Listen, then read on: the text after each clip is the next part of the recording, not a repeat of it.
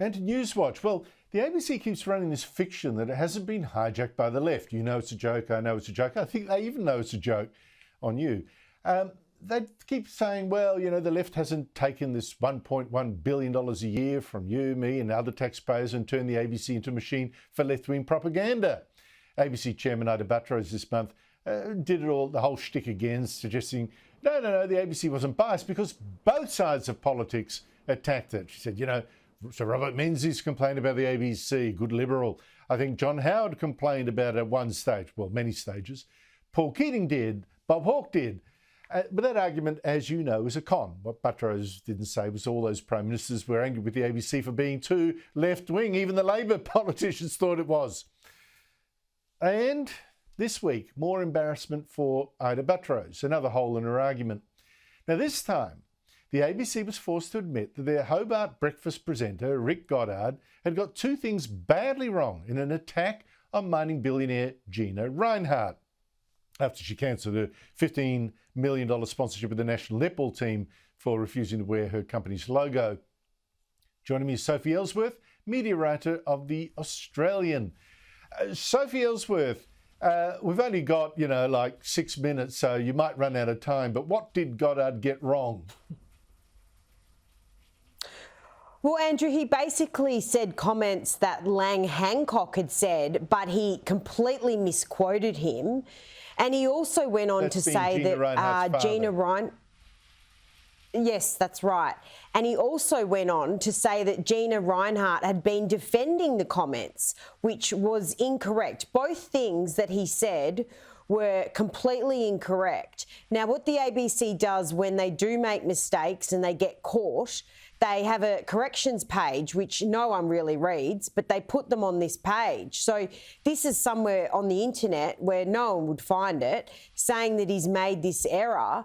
Now, to date, from all my knowledge, Hancock Prospecting, Andrew, have received no apology from the ABC or Mr. Goddard. So basically they say these things, they put out this statement on the website where no one really sees it, and then that's the end of the story, and there's no repercussions for this. Okay, what he said apparently was something to the effect that Lang Hancock wanted to do away with all Aborigines, and that Gina Rinehart had defended him. Here's what he actually did say. It's appalling, but this is what he did say 4 decades ago, and it wasn't what Goddard's claimed. Here it is. Those that have been assimilated into earning good living or earning wages amongst the civilised areas, that have been accepted into society, and they have accepted society and can handle society, I'd leave them well alone. The ones that are no good to themselves and can't accept things, the half-caste, and this is where most of the trouble comes, I would dope the water up so that they were sterile and would breed themselves out. Honestly, Sophie, it's appalling, but Gina Rinehart has never defended that, and it isn't what Goddard claims the man said. So what is the ABC going to do about it, apart from publishing, as you say, a little thing deep in the internet that I took ages to find? Well, I asked the ABC a couple of questions, Andrew, about this. One, was Mr. Goddard being counselled over the matter?